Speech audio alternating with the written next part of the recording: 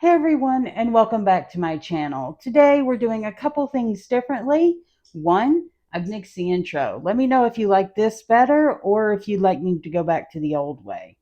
And two, we're not making dinner, we're making dessert. We're making an authentic New York cheesecake. How do I know it's authentic? Easy. I got it from a New Yorker. This is my roommate's Aunt Dot's ultimate cheesecake, and it is thick and dense, and you don't need much. A little goes a long way. So, the first thing we need to do is make the crust. I need about 2.5 cups of graham cracker crust, and yes, I am literally following the recipe right here. So, I am going to use my food processor. It's always the easiest. Before we get this started, I actually do have my oven preheating to 375 degrees. And I am just, whoops. My oven says hi. So I am just going to put the Braun on. And this is a Braun 9-in-1. We absolutely love this thing. It really saves room because we have the wand here, major food processor here. We have a smaller one. It's awesome. If you would like, I can do a product review. Just let me know down in the comments. So we are going to whiz this bad boy up. If it would. There we go. And just like that, we have sand. Okay, now that we have the graham crackers we need, it's time to get this to be a crust. First thing we need to do is add the sugar. This is about 1/2 cup of sugar, and I'm just going to put it in the little chute there. And then while I'm holding this down and mixing, I'm going to pour in the butter. And we have about 1/2 cup of melted butter. So here we go.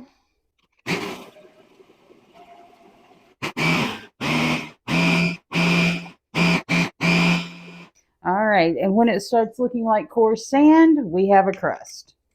So I just need to take the top off here. All right, well, I'm going to have to try to do this the hard way. Now I have, I think this is a 12-inch spring-form pan, and let me put some spray in it. You really don't need to, but habits. So I'm going to spray it real quick, and then I'm going to get the crust in the bottom. I'm just going to spray the pan. With a cake like this, I really don't know if it does anything, but it makes me feel better. Now, again, be careful of this bad boy because it's being stubborn. And we just, there we go. And we press it down into the bottom. And this is going to make a lot. So you also want to press it up the sides. I don't know if you can see that or not. All right, so we are going to take our time and just press this in the bottom, up the sides. You want to make sure there are no holes. So just take your time with this and play in the sandbox, I guess is the best way to put it. Now this may look very dry and loose. I promise it'll all come together. So just trust the process. And we're par baking this, so it will firm up in the oven. All right. So now that we have our crust taken care of, it's time to get it in the oven, and then we'll go on to making the filling. Okay, we're going to bake this at 375 for about 5 minutes, and let's go back to the counter so we can get the filling ready. All right, now that that's baking away, we need to make the filling, and yes, I am bringing out the Potions Master. I currently have, I'll just show you, 5 8-ounce blocks of just regular everyday cream cheese. I use a store brand. I like my store brand, but if you don't, Philadelphia. And I'm going to start whizzing this up, and I will add 1 3/4 cups of sugar to it at first and allow it to cream.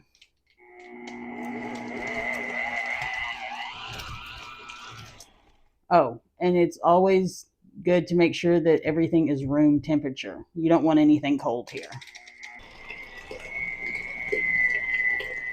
I'm going to turn this down a little bit because it sounds like it's about to take off. And I'm just putting the sugar in very slowly. And let me see if I can get you a little closer so you can see what's happening. I'm not very interesting right now. All right, next I need to add about 3 tablespoons of flour, and be careful with this because it likes to fly. And that's just all-purpose flour. And then I have about 1 1/2 teaspoons of lemon zest and about 2 teaspoons. I'm sorry, that was orange zest, and this is the lemon zest. And then we're gonna do the vanilla, and I just eyeball it because honestly, can you have too much vanilla? I don't think so. All right, I'm gonna scrape this down just to make sure that everything is incorporating nicely. And doesn't this look incredible? And we haven't even got everything in yet. All right, now that we've got the sides scraped down, I need to start adding the eggs one at a time and the heavy cream. So here we go. Let's slow this down a little bit for the cream. Ay, ay, ay. And that's what happens. Excuse me while I wear half of what I'm making. All right, let's try not to do that with the eggs. And be sure to do this slowly. This is not a time to rush things.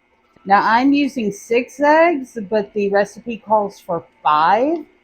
My eggs are really small. All right, there are my eggs. Now it's time for the egg yolks.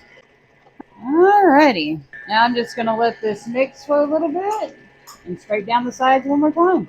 Pull this off just a little bit so I can have a little bit extra room. Alright, so it's still pretty lumpy.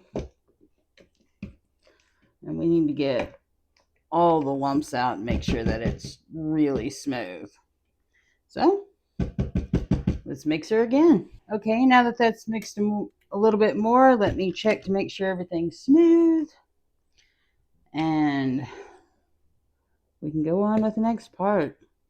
Ooh, she looks good. Okay, let's get the potion master out of the way. She's sitting over here. And let's put this in the crust. Check this out. Now, I've been cooking for a while, so I basically have asbestos hands. Use a towel. But look at this. This looks amazing. It came out perfect. Now all we do is pour the filling in the pan or in the crust. Make sure you get all that yummy goodness. And just kind of spread it around a little bit. All right, now that we have this full, we are actually going to cook this at 450 for about 10 minutes. Then we're going to come back and lower the oven to 250, and then it's going to cook for about an hour. So this does take time to cook, but as far as the actual work is concerned, we're done. So let's head over to the stove and we can get it set up. All right, so the first thing we're going to do is we are going to put this pan of water on the second rack. Please don't let me burn myself. And then we're going to put the cheesecake right above it and let that hang out for about 10 minutes. So when that's done, I'll come back and I'll show you what it looks like. So it's been 10 minutes. And isn't that looking amazing? So now all we have to do is lower the temperature to 250, and it will continue cooking for about an hour. I'll see you when it's time to take it out and for the next step. All right, it's been about 1.5 hours. I had to cook it just a little bit longer. And now I get to try to get this bad boy out of the oven. All right, so here we have the finished cheesecake. As you can see, it still jiggles a little bit, but that's okay. That's what it's supposed to do. There is a bit of a crack, but again, that's okay. We're not chefs. So we're going to let this cool for 2 hours, and then I'm going to put it in the refrigerator overnight, and I'll see you in the morning. And it's morning. It's 10 o'clock. It's still morning. Let's see how the cheesecake turned out. And here we go. Check that out. And to serve with it, I've just macerated some strawberries, sliced up strawberries, put sugar in it. Wait. And if you're wondering how this happened, I fell on the ice outside. Yes, it's April, but I live near the Canadian border and there's still snow on the ground. If I can find footage on a Ring camera, I'll insert it here. But will you look at that? She looks nice. And to serve it, I get a pretty plate. I cut it in fours, but then I cut it again because she is dense. Okay, so for video purposes, I'm going to have a pretty big slice. Got strawberries on the top. And there we go. Aunt Dot's Ultimate Cheesecake from a New Yorker.